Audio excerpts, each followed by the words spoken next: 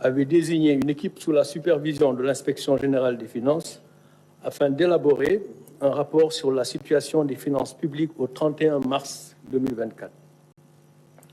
Le rapport a été établi en application de la loi 2012-22 du 27 décembre 2012 qui a transposé dans notre ordonnancement juridique la directive de l'UEMOA portant code de transparence dans la gestion des finances publiques. Cette loi dispose que, dans les 3 mois suivant chaque nouveau mandat présidentiel, la situation globale des finances publiques, et en particulier la situation du budget de l'État et de son endettement, fait l'objet d'un rapport préparé par le gouvernement. Ce rapport, audité par la Cour des comptes, est publié dans les 3 mois suivants. Alors, le président de la République, fidèle à sa doctrine Jubal-Jubanti, a tenu à respecter les dispositions de cette loi. C'est pour lui et le gouvernement une exigence de transparence, d'abord vis-à-vis des populations, mais également vis-à-vis de nos partenaires et des marchés financiers qui font confiance au Sénégal et qui devront continuer à nous faire confiance. Cet exercice de transparence et de reddition des comptes est également une nécessité pour en tirer les conséquences objectives, notamment pour le référentiel des politiques publiques en cours de finalisation pour opérationnaliser le projet. Alors, les constats. Le rapport sur la situation des finances publiques a révélé que la dette publique du Sénégal et les déficits budgétaires ont été plus élevés que publiés par les autorités sortantes et communiqués à nos partenaires durant la période 2019-2023. Le déficit budgétaire a été annoncé à une moyenne de 5,5% du PIB sur la période 2019-2023. Mais en réalité, il a été en moyenne de 10,4%, soit près du double. La dette publique a été annoncée en moyenne à 65,9% du PIB durant la période 2019-2023. Mais en réalité, elle a été en moyenne de 76,3% du PIB en raison des déficits publics plus élevés que publiés. Ainsi, à fin 2023, par exemple, la dette de l'État central, hors secteur parapublic, est à 15 664 milliards, soit 83,7% du PIB, alors qu'elle était annoncée à 13 772 milliards, ou 73,6% du PIB. Il s'agit donc d'un supplément de dette contractée et non publiée de près de 1 892 milliards, soit 10% du PIB de plus. Cette dette supplémentaire est principalement due à des tirages sur des prêts projets, sur financement extérieur, et des prêts contractés auprès des banques locales de façon non transparente. Sur la période 2019-2023, les tirages sur ressources extérieures non inclus dans les déficits ont été en moyenne de 593 milliards annuellement et les prêts bancaires non inclus dans les déficits en moyenne de 179 milliards annuellement. Alors, juste pour expliquer, lorsqu'on parle de tirage donc sur ressources extérieures ou de prêts bancaires qui ont été contractés et dépensés de façon non transparente, en principe, donc, ces dettes devraient se retrouver dans les dépenses. Donc, dans les dépenses et donc dans le financement. Dans le financement de ces dépenses et donc dans la dette. C'est la raison pour laquelle nous disons qu'il y a eu des tirages sur ressources extérieures ou des prêts au niveau des banques locales qui ont financé des dépenses qui n'ont pas été publiées ou en tout cas comptabilisées dans nos déficits budgétaires et de ce fait, ces dettes sont à comptabiliser dans la dette et donc on fait l'objet de dépenses qui auraient dû être incluses dans nos déficits. Alors, cette dette supplémentaire, nous disions, est principalement due au tirage sur ressources extérieures et des banques locales. Si on prend l'exemple de l'année 2023, par exemple, le déficit budgétaire à fin 2023 s'établirait aux alentours de 10% du PIB 2023, en y intégrant les tirages sur ressources extérieures et les prêts auprès des banques, alors que le déficit annoncé était de 4,9% du PIB, soit le double. Au-delà de ces chiffres sur le déficit et la dette, l'audit a également révélé que le surfinancement du Trésor public d'environ 605 milliards de francs CFA à fin 2023 C'était un surfinancement qui avait été convenu avec le Fonds monétaire international et qui devait être utilisé pour l'année 2024. Ce surfinancement de 605 milliards de francs CFA a été utilisé pour payer des dépenses non budgétisées et des dettes connues de l'État, contrairement à ce qui avait été communiqué aux partenaires. La non-disponibilité de ce surfinancement en 2024 a nécessité des emprunts non initialement programmés, notamment l'émission d'eurobonds par placement privé de 750 millions de dollars en juin 2024 dernier, et des crédits commerciaux syndiqués de 300 millions d'euros au troisième trimestre. Encore une fois, pour clarifier, il y avait un montant de 605 milliards donc de francs CFA de surfinancement qui devait être disponible en 2024, n'est-ce pas, pour un certain nombre d'obligations. Ces 605 milliards donc, de francs CFA ont été utilisés en bonne partie et donc nous ne les avons pas trouvés dans les comptes lorsque nous sommes arrivés. Donc en conséquence et en attendant la finalisation de l'audit des finances publiques, le gouvernement avait décidé de ne pas porter le dossier du Sénégal au conseil d'administration du Fonds monétaire international suite à leur mission de revue de juin 2024. L'examen du dossier du Sénégal sur la base de chiffres erronés aurait conduit à un cas de ce qu'on appelle le misreporting, c'est-à-dire la transmission de fausses informations pour bénéficier des tirages prévus sur les ressources du Fonds monétaire international. La conséquence de la transmission de données erronées pour bénéficier de tirages est le remboursement des ressources mobilisées, à moins de bénéficier d'une dérogation sur la base de mesures correctives crédibles approuvées par le FMI. Le gouvernement a donc choisi la voie de la transparence. Là aussi, juste pour clarifier, quand on parle de transmission de données erronées au Fonds monétaire international, donc vous allez au conseil d'administration avec un rapport et les données avec lesquelles vous allez au conseil d'administration sont des données qui sont transmises par les autorités du pays. Alors, si ces données donc transmises ne sont pas correctes ou frauduleusement donc données ou fournies au service du Fonds monétaire et qu'il y a un décaissement, ce décaissement, en principe, il doit être remboursé. À moins qu'il y ait une dérogation du même conseil d'administration du Fonds monétaire international s'il y a des mesures correctives donc qui permettent au pays de revenir sur la trajectoire qui était précédemment donc convenue. Le Fonds monétaire donc international a été informé des résultats de l'audit des finances publiques et le gouvernement du Sénégal sera en discussion avec leurs services pour les mesures correctives que nous comptons mettre en œuvre.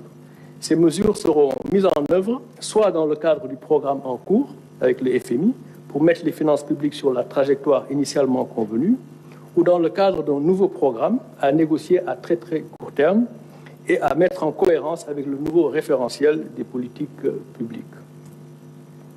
Alors, en tout état de cause, ce qu'il faut retenir est que ce qui sera convenu avec le Fonds monétaire international sera le programme du gouvernement, afin de mettre notre déficit budgétaire et notre dette sur une trajectoire soutenable à un niveau de risque modéré, voire faible à moyen terme.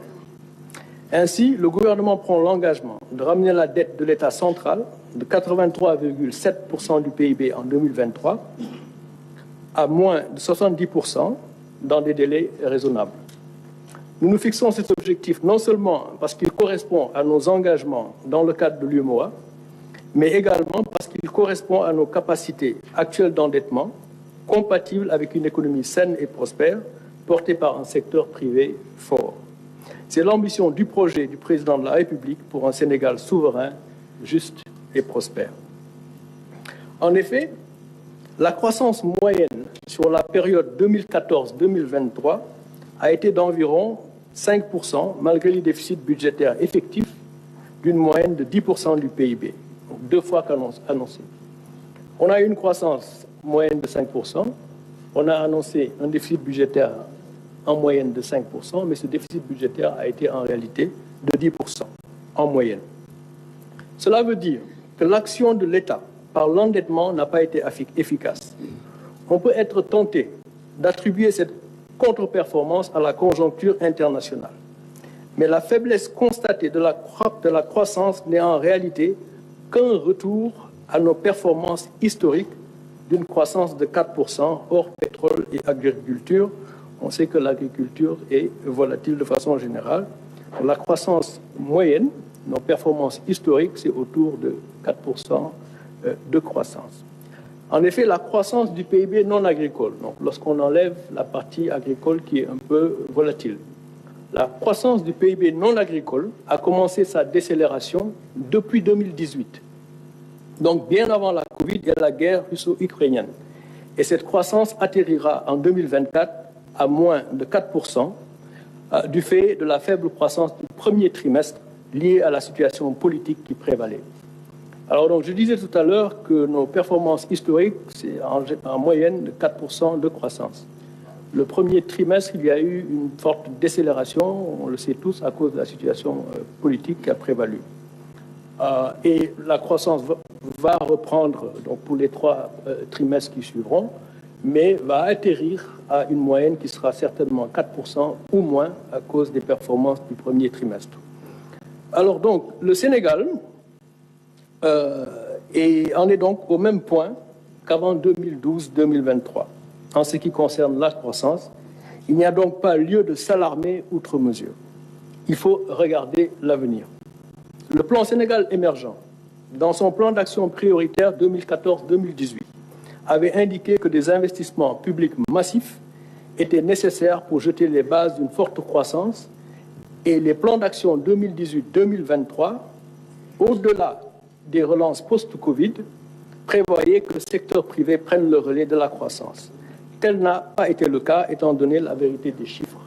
Autrement dit, dans, disons, les 12 dernières années, dans la première moitié, le premier mandat, il a été question de beaucoup investir en s'endettant pour jeter les bases d'une croissance beaucoup plus forte.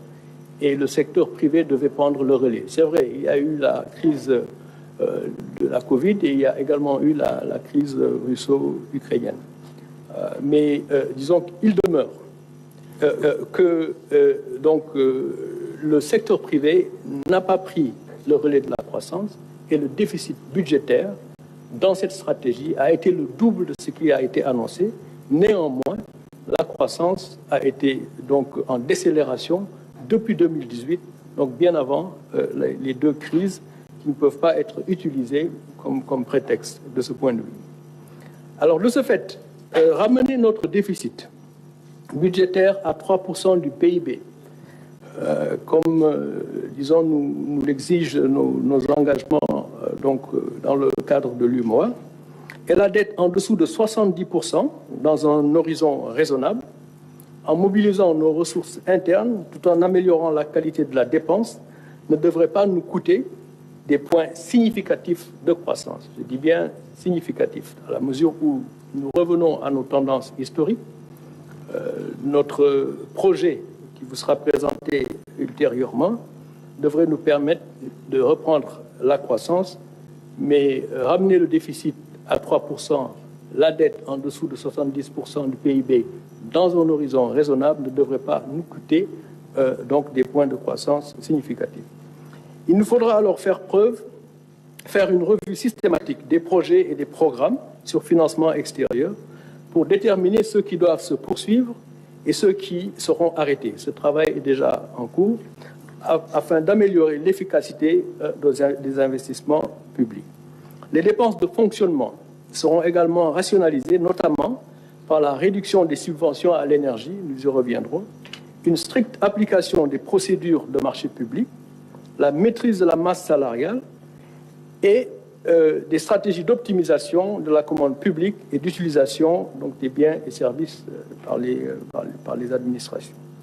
Alors, dans le souci d'améliorer la qualité de la dépense, il s'agira pour le gouvernement de protéger également les couches vulnérables par un meilleur ciblage des bourses familiales tout en éliminant les subventions non ciblées, notamment à l'énergie, pour ceux qui ne devraient pas en bénéficier. Des mesures structurelles seront également prises dans le sens de la réduction du coût de production et de vente de l'énergie pour le mix énergétique. Ce sont nos projets à court et moyen terme. Pour rappel, rien que pour les années 2022-2023, les subventions à l'énergie ont coûté au budget de l'État plus de 1 200 milliards de francs CFA, des subventions à l'énergie non ciblées. Alors, la mobilisation de ressources internes se fera en réduisant les exonérations fiscales, en élargissant l'assiette fiscale, tout en réduisant les taux d'imposition, pour pouvoir promouvoir le civisme fiscal et en menant des réformes qui inciteront les entreprises à la formalisation. On sait déjà que 97% de nos entreprises sont informelles, donc les inciter à se formaliser permettra également de favoriser le civisme fiscal. Cela va jeter les bases de finances publiques saines, gage d'une souveraineté budgétaire retrouvée, pour mieux accompagner le secteur privé. Alors, comme Monsieur le Premier ministre le disait tout de suite, ce point de presse n'est pas le lieu de discuter des détails du référentiel des politiques publiques, dont le premier draft en cours de finalisation circule déjà, mais il vous sera présenté le 7 octobre prochain. Je vous remercie, Monsieur le Ministre. Merci, Monsieur le Ministre.